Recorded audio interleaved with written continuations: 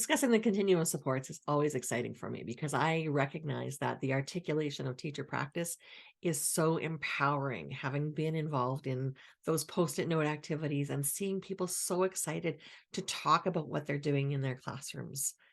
So that tier one, that refinement of best practices, universal instruction, non-negotiables, big rocks, however you want to frame that. Kurtis talks about that process, and it is so important in ensuring that every student is being given the strongest foundation possible. So to come up with a few key learnings from the conversation with Kurtis, the first one I want to focus on is the importance of co-creation. Identifying the things together as a staff. Kurtis talked about doing it at a school. He talked about doing it from a division level and that iterative process of getting feedback. The IKEA effect of having people involved in creating and refining the development of that tier one non-negotiable list of things, and recognizing that these are the things that we agree are going to happen for all our students in all our classrooms in our school or across our district. The second point is the universality of those big rocks. The idea of tier one is to identify the universal practices, the things we are going to do every day in every classroom for every student.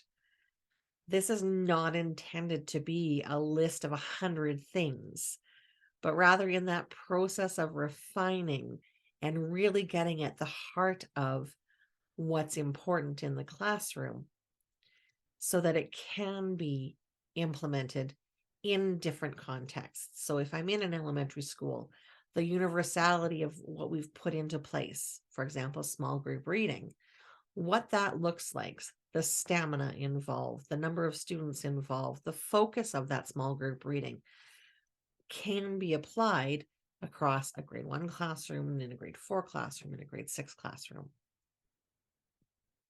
The third important part of this is connecting those universal practices to research.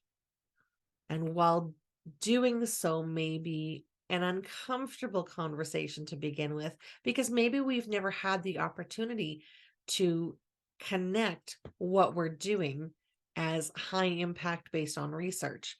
And so that reflection may be a little bit of discomfort, but it will also lift up and empower people as we get to the research and the examples of why we believe this is important and what is happening for classrooms.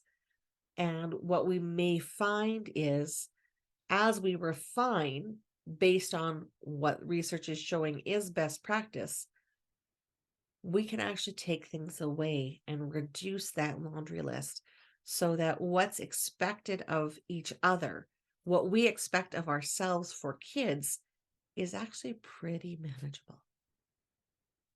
So as you go through the process of refining your tier one continuum of supports, the conversations are what is important.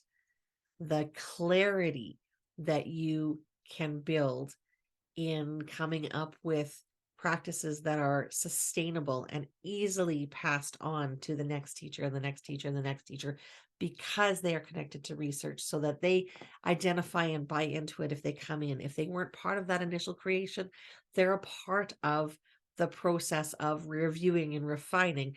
What does this look like in the classroom? What's an example of how I implement this? And so that everyone is on the same page to do what it is we want to do as educators, and that is to best serve our students.